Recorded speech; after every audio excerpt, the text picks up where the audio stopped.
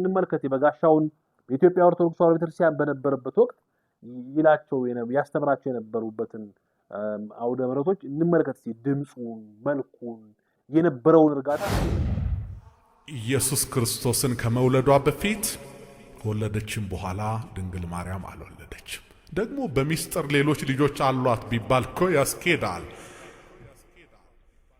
እኛ ሁሉ የማን ልጆች ነን? እሷ ልጅ። በዚህ ልክ ውበት ነበረው በጋሻው። ድምጹ በዚህ ልክ ግርማ ሞገስ ነበረው። በዚህ ልክ ያምር ነበር። መልኩ በዚህ ልክ ያምር ነበር። ምክንያቱም እግዚአብሔር ከሰማየ ሰማያት የሚወርድባት የሚገለጥባት መቅደስ ውስጥ ስለሆነ ወንድሞቹ ስለሚል እነሱ ዮሴፍ እጮኛ ሲባል የሚስሉት በቃ በገባቸው መንገድ ነው። እጮኛ የሚለውን ቃል ለባል ዝም ብለን ከሰጠነው አይከብድም። እጩ መኮንን ሲባል አሁን መኮንኖችን ያገባ ማለት ነው። የቀበሌ እጩ ከተባለ ቀበሌውን ያገባል ማለት ነው።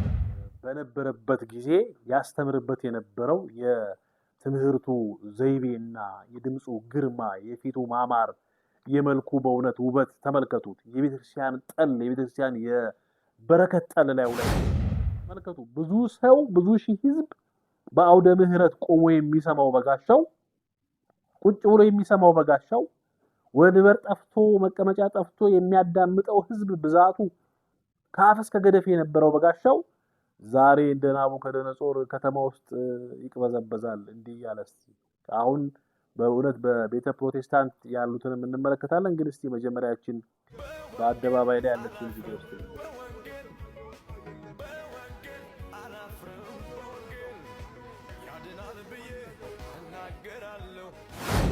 ዛሬም በጋሻው ጫካ በሆነች ዓለም ላይ ከቤተክርስቲያን አውደ ምህረት ከሰገነቷ ላይ ከሚያስፈራው ከእግዚአብሔር መቅደስ በክብር ከሚሰብክበት መቅደስ አውደ ምህረት ወርዶ በጋሻው ደሳለኝ ነው። በጋሻው ደሳለኝ ኢትዮጵያዊ ናቡከደነጾር ሆኖብኛል። ምንም እንኳን እሱ እግዚአብሔር እኮ በሰው ነው የሚናገረው። እንዲህ ብሎ ትዝታው የኔ ጌታ እባክህ እመቤቴን አስባት፣ እመቤቴን አስብ እባክህ ልጄ። እንግዲህ እኚህ እናት እንደዚህ ያሉት ትናንት ስትዘምርበት የነበረው ድምፅ ለእመቤቴ ለቤተክርስቲያን አውደ ምህረት አገልግሎት ስትጣደፍ የነበርክበት ቅናትና ጉልበት ያ ሁሉ ትዝ ይለኛል እያሉ በለቅሶ ነው የሚለምኑት። እኚህ እናት ቢቸግራቸው ጥንት ያውቁታልና በዝማሬው ጸጋው ተገፎ እንደ አዳምና እንደ ሔዋን ከገነት እንደተባረሩት እሱም ከእግዚአብሔር መንገድና ከእግዚአብሔር ሐሳብ ርቆ ከቅድስት ቤተክርስቲያን ራሱን ከማባረሩ አስቀድሞ የነበረውን ጸጋ ስለሚያውቁ በልመና ተመልከቱ እስቲ። እንደው በንጽጽር ህሊና ያለው ሰው እኮ እንዴት ከጸጋ ተራቅቶ ርቃኑን እንደቀረ አሁን እንደዚሁ በቲሸርትና በጃኬትና በሸሚዝ እንደሆነ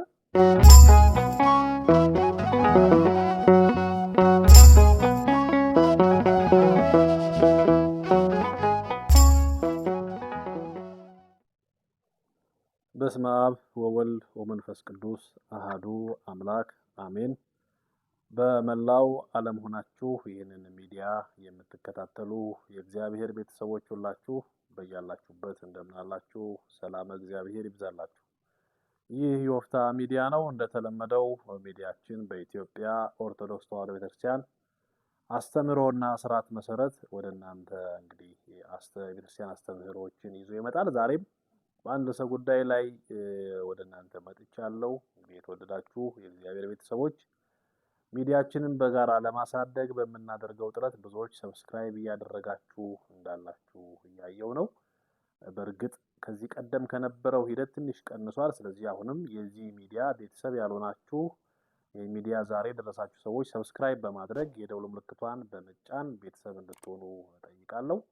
የዚህ ሚዲያ ደግሞ ቤተሰብ ሆናችሁ እየተከታተላችሁ ያላችሁ የዩቲዩብ አልጎሪዝም ለብዙ ሰዎች እንዲያደርሰው ሼር በማድረግ ላይክ በማድረግ እንዲሁም በሐሳብ መስጫ ሳጥን ውስጥ ሐሳብ በመስጠት በእውነት በደንብ ዩቲዩብ ለብዙ ሰዎች እንዲያደርሰው እንድታደርጉ እጠይቃለሁ። ከዚህ ባሻገር ደግሞ እንግዲህ ሚዲያውን በሚዲያ ግብዓቶች ለማገዝ ፈቃደኛ የሆናችሁ ሰዎች እዚህ ስር በሚሄዱ የሶሻል ሚዲያ አድራሻዎችና የስልክ ቁጥር ልታገኙ ትችላላችሁ። ከዚህ በፊት ሚዲያውን ያገዛችሁ ሰዎች አላችሁ። እናንተ ባገዛችሁት አንድ እርከን ወደ ላይ ከፍ እያልን ነገሮችን እያስተካከልን ያለነው። አሁንም እንግዲህ ኦርቶዶክሳዊ አስተምህሮ የክርስቲያን ስርዓትና ሕግ እውነተኛው የቤተክርስቲያን አስተምህሮ ወደ ሁሉም እንዲደርስ ሚዲያውን በማገዝ አብራችሁ እንድትሰሩ አሳስባለሁ።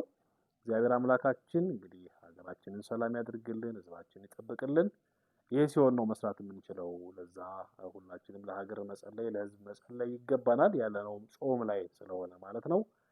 ከዚህ ባሻገር እንግዲህ በዚህ ዓመት መጨረሻ ሚዲያውን 100,000 ሰብስክሪፕሽን ለማስገባት በወርሃ ጳጉሜ 2017 ማለት ነው ጥረት እያረኩ ነው።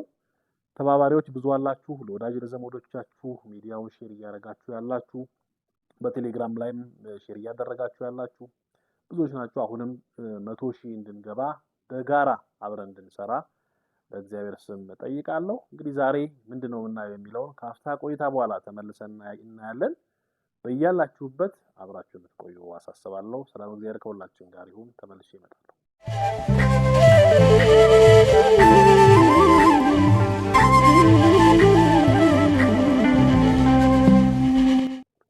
ተመልሼ መጥቻለሁ። የተወደዳችሁ የእግዚአብሔር ቤተሰቦች የወፍታ ሚዲያ ላይ ነው ያላችሁት። ሚዲያውን እንግዲህ በድጋሚ ሰብስክራይብ እያደረጋችሁ የደወል ምልክቱን እየተጫናችሁ ቤተሰብ እንድትሆኑ በእግዚአብሔር ስም ጠይቃለሁ። ዛሬ እንግዲህ በመጽሐፍ ቅዱስ ላይ የምናውቀውን አንድ ንጉስ በግብሩ የሚመስለው በሀገራችን ያለ አንድ ሰው ጋራ በደንብ አነጻጽሬ አሳያችኋለሁ። እንግዲህ ይሄ ምንድነው? ከእውነተኛዋ ቤት ከእግዚአብሔር ቤት በእውነት በቅድስና እግዚአብሔር ከሚመሰገንባት እግዚአብሔር በምህረት ከሚገለጥባት እስራኤል ዘሥጋ እግዚአብሔርን በንጽህና ያገኙበት የነበረችው የቅድስተ ቅዱሳን የኦሪቷን መቅደስ እናውቃታለን። ከዛ ይበልጥ ግን በክርስቶስ ኢየሱስ የተመሰረተችው የሐዲስ ኪዳን መቅደስ የሆነችው በራሱ በደሙ የታነጸችው ቅድስት ቤተክርስቲያን ውስጥ ገብቶ የሚያገለግል ሰው በአንድም በሌላም ከቤተ እግዚአብሔር አገልግሎት ሲርቅና ሲወጣ ሲክድ መናፍቅ ሲሆን እንዴት ጸጋው እንደሚገፈፍ በመጽሐፍ ቅዱስ ላይ ጸጋቸው ተገፎ የተልከሰከሱና የረከሱ ሰዎችን እንዴት እንደሚመስሉ በእውነት አንድ ሰውን አሳያችኋለሁ። በቤተ እግዚአብሔር ወይም በቤተ ክርስቲያን እያለ በአውደ ምህረቱ በመቅደሱ በሚሰብክ ሰዓትና በሚያገለግል ሰዓት የድምፁ ግርማ ሞገስ፣ የመልኩ ማማር፣ የጸጋው ሰውነቱ ላይ ራሱ የሚታይ የነበረ ግለሰብ ዛሬ እንደ በመጽሐፍ ቅዱስ ላይ እንዳለው በእውነት በዚህ በመጽሐፈ ነገሥት ካልዕ ምዕራፍ 24 እና 25 ላይ እናገኘዋለን። በትንቢተ ዳንኤል ምዕራፍ 3 ላይ እናገኘዋለን። ከዚህ ንጉስ ጋር ተመሳስሎብኛል። እንግዲህ ናቡከደነጾር የሚባለው ንጉስ ታውቁታላችሁ። ናቡከደነጾር ትዕቢተኛ፣ አመፀኛ የሆነ ንጉስ ነው። እንግዲህ መጨረሻው ግን በእውነት እግዚአብሔር ታላቅ እንደሆነም የተመለከተ ንጉስ ነው። ናቡከደነጾር እንግዲህ በዚህ በተለይ በትንቢተ ዳንኤል ምዕራፍ 3 ቁጥር 6 ላይ ታላቅ ጣዖትን አሰርቶ ለዚያ ጣዖት እንዲሰግዱ ያደርግ የነበረ በአሁኑ ሰዓት ኢራቅ በምትባል ሀገር ላይ ያኔ ባቢሎን የምትባል ከተማ ላይ የነገሰ እንግዲህ እንደ መጽሐፍ ቅዱስ በቅድመ ልደተ ክርስቶስ ከ613 እስከ 570 የነበረ ንጉስ ነው።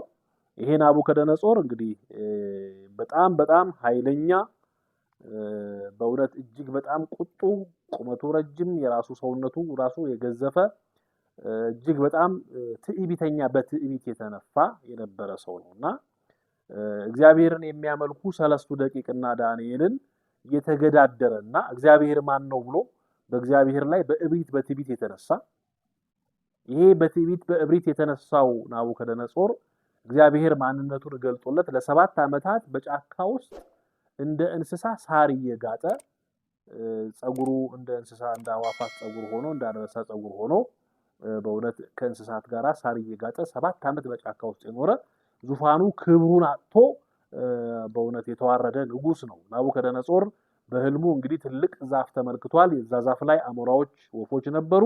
የእግዚአብሔር መልአክ ከሰማይ ወርዶ ወፎቹን ሲያባርር ዛፉም ሲቆረጥ ነገር ግን ስሩ ብቻ በሰንሰለት ታስሮ ሲቀል ተመልክቶ ነበረ። ዳንኤል ንጉሱ ዙፋኑ እንደተቆረጠ ክብሩ እንደቀረ ትንቢቱን ነግሮታል። እንግዲህ ያየውን ህልም ነግሮታል። ያንን ከነገረው በኋላ ንጉሱ በእውነት በጫካ ውስጥ እንደ አውሬ እንደ እንስሳ ሳር እየጋጠ ለ7 ዓመት የኖረ እንደሆነ እናውቃለን። እንግዲህ ንጉስ በዙፋኑ ላይ ተቀምጦ ብዙዎች የሚታዘዙለት፣ ብዙዎች የሚያረግዱለት፣ የሚሰግዱለት የነበረ ለብዙዎች ጌታቸው የነበረ ንጉስ 7 ዓመት ወርዶ ጫካ ሳር እስከ መጋጥ ደርሷል። እንግዲህ ኢትዮጵያዊው ናቡከደነጾር እኔ በጋሻው ደሳለኝ ነው። በጋሻው ደሳለኝ ኢትዮጵያዊ ናቡከደነጾር ሆኖብኛል። በንግስና ንጉስ አልነበረም በጋሻው፣ ግን ናቡከደነጾር በተዋረደበት ውርደት በጋሻው ተዋርዶ ተመልክቻለሁ። ናቡከደነጾር ከንግስናው ከክብሩ ወርዶ በጫካ ውስጥ ለ7 ዓመት እንስሳ ሆኖ ሳር እንደጋጠ፣ እንደ አንበሳ ጸጉር እንዳወጣ፣ እንደ ዶሮ ላባ ጸጉር እንዳበቀለ ሁሉ እና በጫካ ውስጥ እንደተቅበዘበዘና እንደተዋረደ ዛሬም በጋሻው ጫካ በሆነች ዓለም ላይ ከቤተክርስቲያን አውደ ምህረት ከሰገነቷ ላይ ከሚያስፈራው ከእግዚአብሔር መቅደስ በክብር ከሚሰብክበት መቅደስ አውደ ምህረት ወርዶ በሜዳ እንደ ናቡከደነጾር ሲልከሰከስ አይቼው በጣም አዝኛለሁና ከእግዚአብሔር ቤት መለየት በእውነት ምድራዊ ሐሳብና ጊዜያዊ ነገር ማርኮት የሰው ልጅ ከእግዚአብሔር ቤት ሲለይ ምን አይነት መልክና ገጽታ ምን አይነት ግርማ እንደሚኖረው የተመለከትንበት ነው። በነገራችን ላይ በጋሻው ብቻ አይደለም አሳያችኋለሁ። ከዛ አስቀድሞ ግን በእግዚአብሔር ቤት በኢትዮጵያ ኦርቶዶክስ ተዋሕዶ ቤተክርስቲያን አውደ ምህረት ላይ የበጋሻው ያ ደስ የሚለው ግርማ ሞገስ የነበረው ድምፁ፣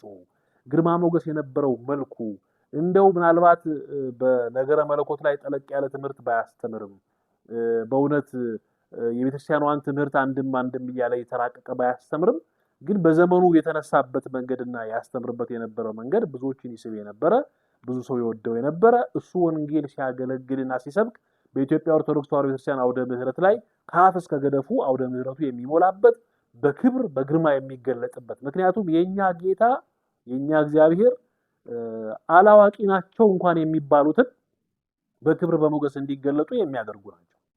ከዚህ ውስጥ ለምሳሌ እንደ ምሳሌ የምናነሳው ሰው ብናመጣ ታላቁ አባታችን ሊቁ አባ ሕርያቆስ ዘሀገረ ብእንሳ የእመቤታችን የቅድስት ድንግል ማርያምን ቅዳሴ ማርያምን የደረሰውን ማንሳት እንችላለን። እንግዲህ ሊቅ አይደለም፣ ትምህርት አልተማረም፣ መቀደስ አይችልም፣ ስለዚህ እናዋርደው ብለው ነበር ቅዳሴ ያስገቡት ማለት ነው። እሱ ግን በንጽህና ምንም ዕውቀት ባይኖረውም ቢጎለው በንጽህና በመቅደሱ እግዚአብሔርን በመፍራት ቆሞ ስለነበረ ቅዳሴ ማርያምን ሲጀምር ልቦና የበጎ ነገር እናወጣ ልቦና የበጎ ነገር እናወጣ፣ እኔስ የማርያምን ቅዳሴ እናገራለሁ፣ እኔስ የድንግልን ውዳሴ እናገራለሁ፣ በማብዛት አይደለም በማሳጠር ነው፣ መዘንጋት ባለበት ቃል በማስረዘም አይደለም እያለ በእውነት በዚህ ግሩም እና ድንቅ በሆነ ምስጢርና ማዕድ ፊት ቆማለሁ እያለ ድንቅ ነገር። ከዛ በኋላ ቅዳሴ ማርያምን ብትመለከቱ ምስጢረ ሥላሴ በደንብ ያለበት፣ ምስጢረ ሥጋዌ ያለበት፣ ነገረ ማርያም ያለበት በጣም የለቀቅ ቴዎሎጂ የሆነ ቅዳሴ ነው። ቴዎሎጂካል ኦርቶዶክሳዊ ቴዎሎጂን በደንብ የያዘ ቅዳሴ ነውና አላዋቂ ሲሉት በዚህ ልክ የተገለጠው አባ ሕርያቆስ በንጽህና በመቅደሱ ስለቆመ ነው። የኛ እግዚአብሔር ዕውቀት እንኳን ባይኖረን በፍርሃተ እግዚአብሔር አውደ ምሕረቱ ላይ የምንቆም ከሆነ የሚያስተምር እሱ ስለሆነ ይገልጣል። በጋሻው በዚህ መልኩ የሚገለጥ ሰው ነበር። ምሳሌ ጥቂት እንመልከት። በጋሻውን በኢትዮጵያ ኦርቶዶክስ ተዋሕዶ ቤተክርስቲያን በነበረበት ወቅት ያስተምራቸው የነበሩበትን አውደ ምሕረቶች እንመልከት። ድምፁን፣ መልኩን፣ የነበረውን እርጋታ እስቲ እንመልከት። ከዚያ በኋላ ደግሞ አሁን ያለበትን ውድቀት ደግሞ እናያለን። እስቲ እነዚህን ጥቂት ተመልከቱ። ይሄን ሁሉ ብትደምሩት እናንተ እኮ ቢሊዮን ናችሁ፣ ቢሊዮን እና ደሃ ናችሁ እናንተ። በስመ አብ ወወልድ ወመንፈስ ቅዱስ አሐዱ አምላክ አሜን። ልዑል አምላካችን እግዚአብሔር ሆይ ቅርፊቱ ሲሰበር ጫጩቶቹ በሰላም ወደዚህ ምድር ይመጣሉ። ይሄ ካልሆነ ግን የእንቁላሉ መጨረሻ መበስበስ ብቻ ይሆናል። ድንግል ማርያም እመቤታችን ማንን ወልዳለች ብዬ ጥያቄ ብጠይቅ ሥላሴ ካለኝ አለማወቅ ብቻም አይደለም ክደትም ጭምር። አሳፋሪ ነገር ነው። አሳፋሪ ሥላሴን አልወለደችም። ከሶስቱ አካላት አንዱ እግዚአብሔር ወልድ የምንለው ወይንም ስጋ ከለበሰ በኋላ ኢየሱስ ክርስቶስ የተባለው ንጉስ ነው የወለደች። ወንድሞቹ ስለሚል እነሱ ዮሴፍ እጮኛ ሲባል የሚስሉት በቃ በገባቸው መንገድ ነው።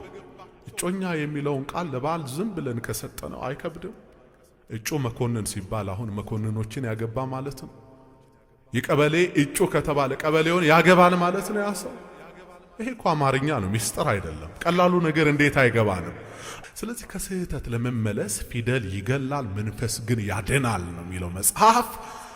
ኢየሱስ ክርስቶስን ከመውለዷ በፊት ከወለደችም በኋላ ድንግል ማርያም አልወለደችም። ደግሞ በሚስጥር ሌሎች ልጆች አሏት ቢባል እኮ ያስኬዳል። እኛ ሁሉ የማን ልጆች ነን? የሷ ልጆች ነን። ስሙ የተባረከ ይሁን። ስለዚህ የመማፀኛ ከተማ እንላታለን ድንግል ማርያምን። የመማፀኛ ከተማ ለምንድን ነው እንደዚህ የምንላት? ምንድነው ሚስጥሩ? ምንድነው ምክንያቱ? ከዛ በፊት ግን እኔ አንድ ጥያቄ መጠየቅ ፈልጋለሁ። እንግዲህ እነዚህ የተመለከታችኋቸው በጋሻው ደሳለኝ በእውነት በኢትዮጵያ ኦርቶዶክስ ተዋሕዶ ቤተክርስቲያን አውደ ምሕረት ላይ በነበረበት ጊዜ ያስተምርበት የነበረው የትምህርቱ ዘይቤና የድምፁ ግርማ፣ የፊቱ ማማር፣ የመልኩ በእውነት ውበት ተመልከቱት። የቤተክርስቲያን ጠል፣ የቤተክርስቲያን የበረከት ጠል ላይ ፈሶበት በዚህ ልክ ውበት ነበረው በጋሻው። ድምፁ በዚህ ልክ ግርማ ሞገስ ነበረው። በዚህ ልክ ያምር ነበረ። መልኩ በዚህ ልክ ያምር ነበር። ምክንያቱም እግዚአብሔር ከሰማየ ሰማያት የሚወርድባት የሚገለጥባት መቅደስ ውስጥ ስለሆነ የሚያስተምር የነበረው። ካህኑ ቅዳሴ ሲጀምር ምን እንደሚለው ይቺ ቀን ምን ያህል የምታስፈራ ናት፣ እግዚአብሔር ከሰማየ ሰማያት የሚወርድባት፣ መንፈስ ቅዱስ ከሰማየ ሰማያት የሚወርድባት ብሎ የሚጀምርበት ምክንያት አሐዱ አብ ተብሎ ቅዳሴው ሲቀደስ መላእክት የሚወርዱበት እግዚአብሔር የሚወርዱበት የበረከት ቦታ ስለሆነ በዚያ የሚረግጥ በንጽሐ ልቦና ወደዚያ ቤተ መቅደስ የሚመጣ ሁሉ የእግዚአብሔር በረከት ያገኘዋል ማለት ነው። ተመልከቱ። ስለዚህ አሁን ይሄ በጋሻው ዕውቀት አልባ እንኳን ቢሆን በወቅቱ የረቀቀውን የቤተክርስቲያን ምስጢር አመሳጥሮ አንድም እያለ ባያስተምር እንኳን በነበረበት ወቅት የነበረው የድምፅ ግርማ፣ የመልክ ማማር፣ የሰውነቱ ውበት፣ ምክንያቱም ውበት እግዚአብሔር ስለሆነ መቅደስ ውስጥ ቅዳሴ የሚቀደስበት፣ ጸበሉ የሚፈስበት፣ ምስጋናው የሚደርስበት፣ ቅዱስ ሥጋው ክቡር ደሙ የሚፈተትበት፣ አማናዊው የክርስቶስ ወንጌል ቃል የሚሰበክበት ቦታ ላይ ስለነበረ በዚህ ልክ ነበር የሚገለጠው። ይሄ በጋሻው ቅድም እንዳልኳችሁ እንደተልከሰከሰውና እንደተዋረደው እንደ ናቡከደነፆር ተዋርዶ ዛሬ በአደባባይ ላይ ተመልከቱ። ብዙ ሰው ብዙ ሺህ ሕዝብ በአውደ ምሕረት ቆሞ የሚሰማው በጋሻው፣ ቁጭ ብሎ የሚሰማው በጋሻው፣ ወንበር ጠፍቶ መቀመጫ ጠፍቶ የሚያዳምጠው ሕዝብ ብዛቱ ከአፍ እስከ ገደፍ የነበረው በጋሻው ዛሬ እንደ ናቡከደነፆር ከተማ ውስጥ ይቅበዘበዛል። እንዲህ ያለስ አሁን በእውነት በቤተ ፕሮቴስታንት ያሉትንም እንመለከታለን። ግን እስቲ መጀመሪያችን በአደባባይ ላይ ያለችን ቪዲዮ ውስጥ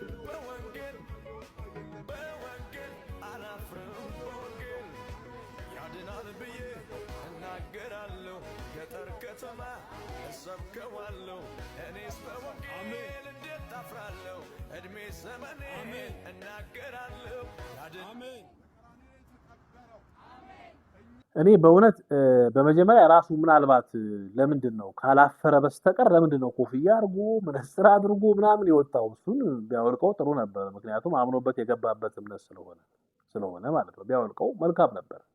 ግን እንደዛ ሆኖ ኮፍያ አድርጎ ምናምን ወጣ፣ መነጽር አድርጎ ግን አይታችሁታል። በቲሸርት ተወጥሮ እንደዚህ ተገፍጥጦ እንደ የአራት ወር ነፍሰ ጡር መስሎ ያ በክብር ይገለጥ የነበረው በጋሻው በዚህ ልክ ከተማው ምን ያህል በእውነት ለስጋዊ ፍላጎታችን ለስጋዊ አምሮታችን ስንሰጥና በእውነት እግዚአብሔርን ስንተው ምን ያህል እንደምንዋረድና ምን ያህል እንደምንቀበዘበዝ ያየንበት ነው። ተመልከቱ። በዚህ ልክና በዚህ መጠን በጋሻውን እኔ በፍጹም የምጠብቀው ሰው አልነበረም እና ተቅበዝባዥ ሆኖ ከተማ ውስጥ በዚህ ልክና በዚህ መንገድ ስላየሁት ናቡከደነፆር ትዝ አለኝ። በእውነት ነው ብላችሁ ምክንያቱም ከሚያስፈራው መንግስቱ ብዙዎችን ይናዝበት ከነበረው ከዙፋኑ ንጉስ ወርዶ በጫካ ውስጥ ሳር በሊታ እንደሆነ ሁሉ ከሚያስፈራው ከእግዚአብሔር መቅደስ በግርማ ከሚገለጥበት ከእግዚአብሔር አውደ ምሕረት ወርዶ በአደባባይ ላይ ኢየሱስ ጌታ ነው እያለ ኢየሱስ ጌታ እንደሆነ አጋንንትም ያምናሉ ይንቀጠቀጣሉ ተብሎ ተነግሯል። ቢያንስ እንኳን ወይ እንደው ኢአማንያን የበዙበት አካባቢ ሄዶ ክርስቶስም የማያውቁበት የማይሰበክበት ቦታ ሄዶ ቢሰብክ ይሻል ነበር። እዚህ 40,000 አዳራሾች ባሉበት ኢየሱስ ብለው የሐሰቱን ኢየሱስ በሚሰብኩ ሰዎች ስሙ በሚታወቅበት እንዲሁም ደግሞ በርካታ አብያተ ክርስቲያናት በአውደ ምሕረት በወንጌል በሌሊት በማህሌት በሰዓታት ብዙ ጊዜ ክርስቶስን በሚገልጡበት ወይም ክርስቶስ በሚገለጥበት ጎዳና ላይ ወጥቶ በዚህ ልክ እንደ ናቡከደነፆር ቀሎ ስመለከተው በጣም አዝኛለሁ። በእውነት በአንድ በኩል አዝኛለሁ።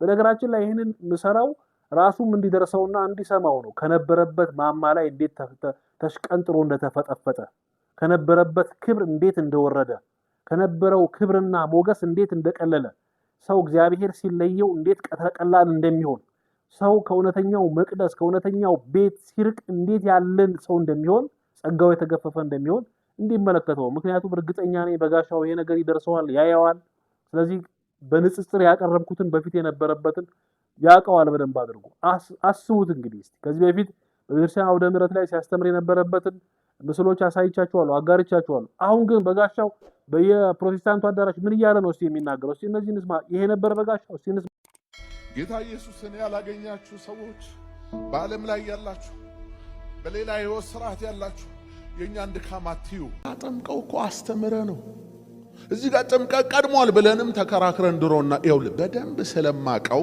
ሃሌሉያ ዓለማትን ሁሉ ፈጥረህ ለምትገዛ ለገናናው አብ ሃሌሉያ በዘመን ፍጻሜ ራስህን በመስቀል ላይ አንጠልጥለህ ፍቅርህን በአደባባይ ለገለጥክልን ለታላቅ ወንድማችን ዘራፍ እንደ ኢየሱስ ያለ ማንም የለም አሜን ዘራፍ እንደ ኢየሱስ ያለ ማንም የለም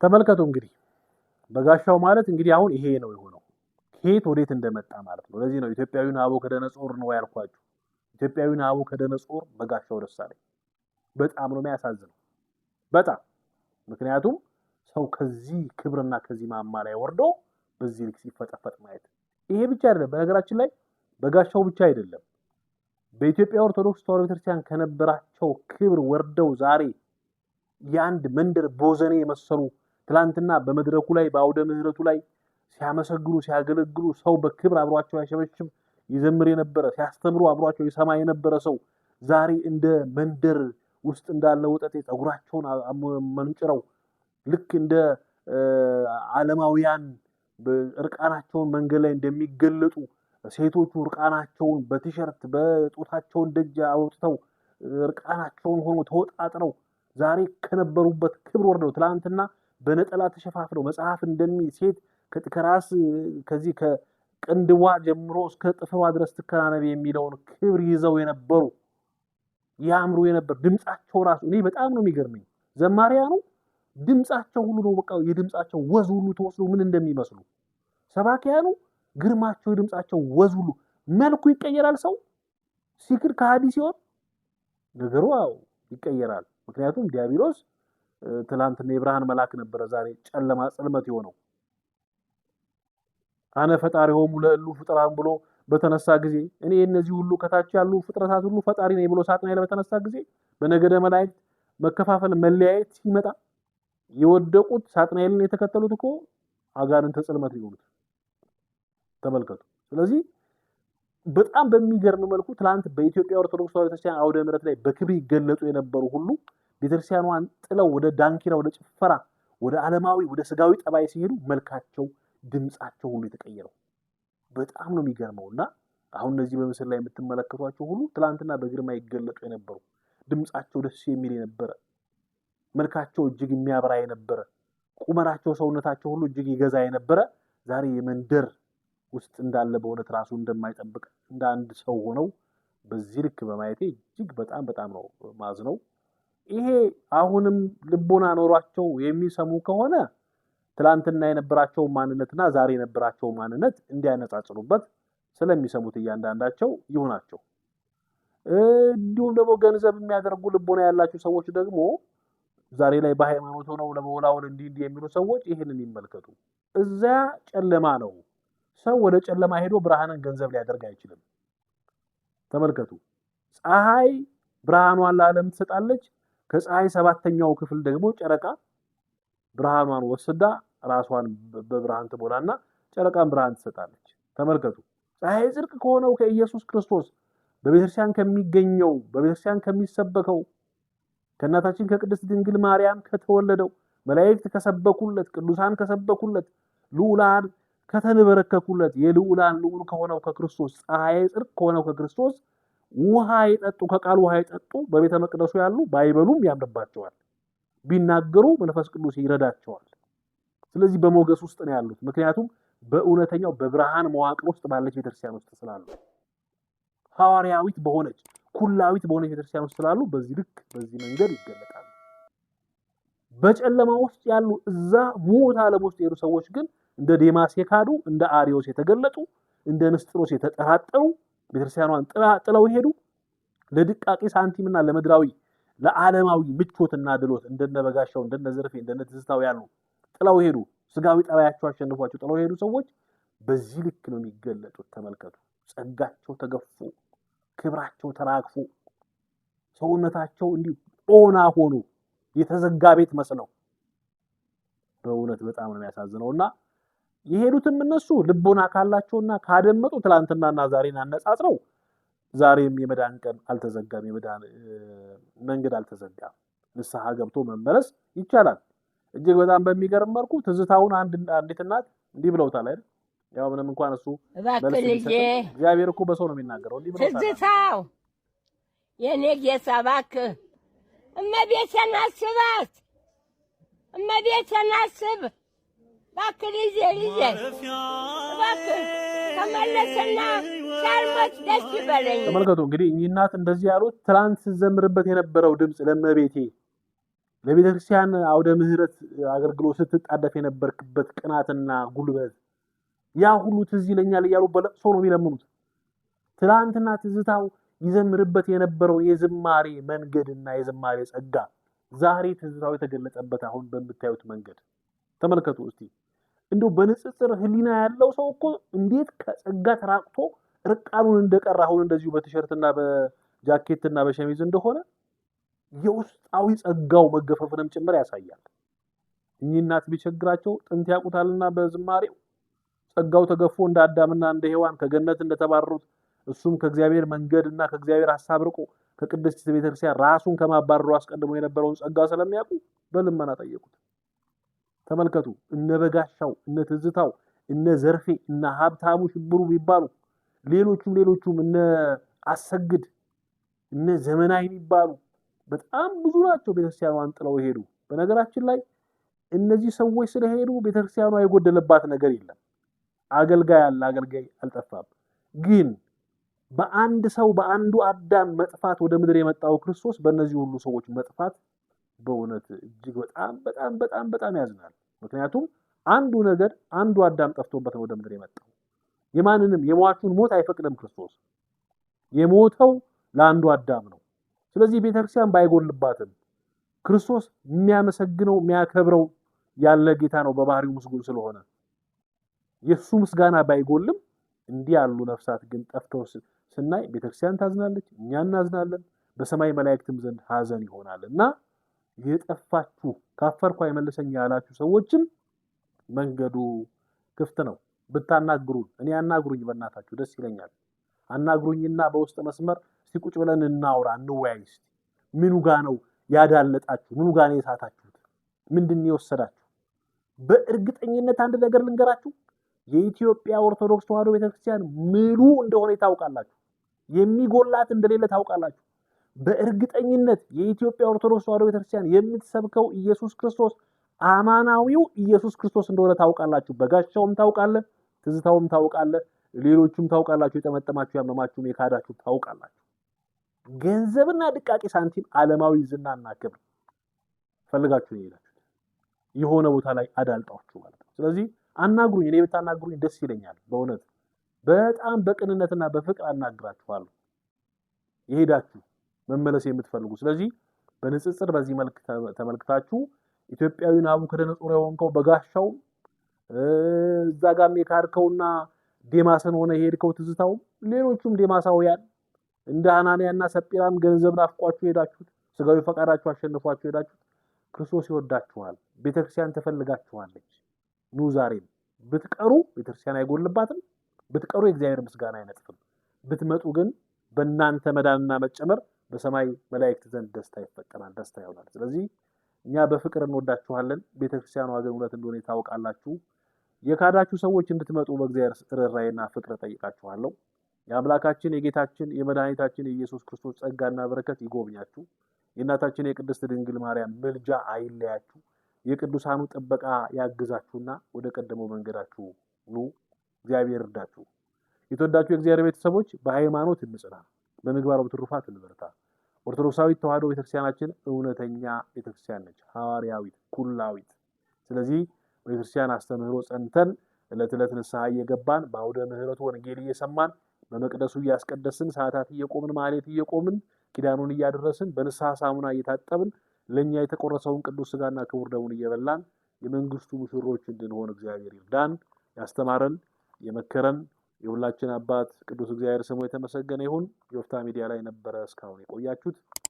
ሚዲያውን ሰብስክራይብ አድርጉ። በሌላ ዝግጅት ተመልሰን እስከምንገናኝ በዚህ ተሰናበትኳችሁ። በያላችሁበት ቸር ቆዩ። ሰላም እግዚአብሔር ከሁላችን